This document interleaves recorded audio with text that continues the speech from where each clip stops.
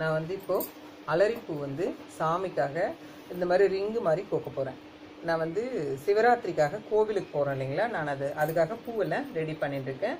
நான் வந்து ஒரு மாலை நீட்டாகவே கோத்துட்டேன். சிவனுக்கு ரொம்ப நீட்டாக ஒரு மாலை கோத்து வச்சுருக்கேன். இன்னும் இருக்கிற சாமிக்கெல்லாம் வந்து பூ வேணும் இல்லைங்களா, அந்த மாதிரி நீட்டாக கோக்க முடியலன்னா இந்த மாதிரி ரிங்கு மாதிரி கொத்துக்கலாம். இது ஒரு அழகாக இருக்குது பாருங்கள்.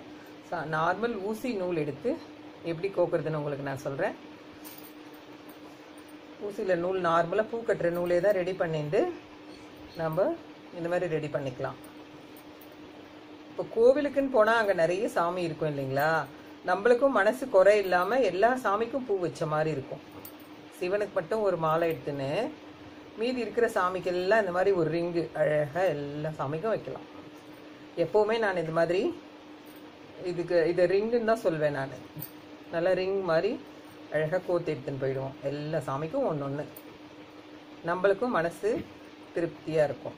இது போல் வச்சு ரெடி பண்ணிக்கலாம். இது கொஞ்சம் தான் பூ பிடிக்கும் அதுக்கு. இந்த பாருங்கள், இது வரைக்கும் இந்த மாதிரி கொஞ்சோண்டு நூல் இப்படி விட்டுக்கோங்க, விட்டுட்டு இப்படி போட்டுக்கோங்க. இன்னும் ஒரு 4 ஊசி கோத்தோம்னா கொஞ்சம் நீட்டாக வந்துடும்.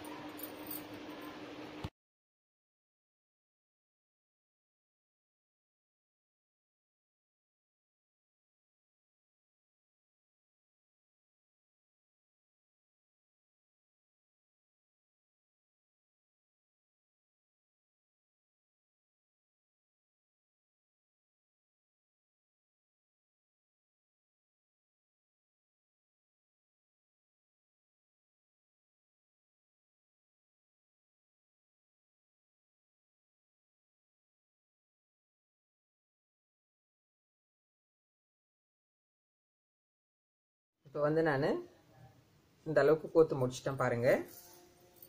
ஒரு 4 ஊசி கோத்தாலே போதும். இந்த பாருங்கள், இந்த அளவுக்கு இந்த நீட்டு இருந்துச்சு. கரெக்டாக ஒரு ஜான், என் கைக்கு ஒரு ஜான் தான் நான் கட்டுவேன் ஒரு ரிங்குக்கு.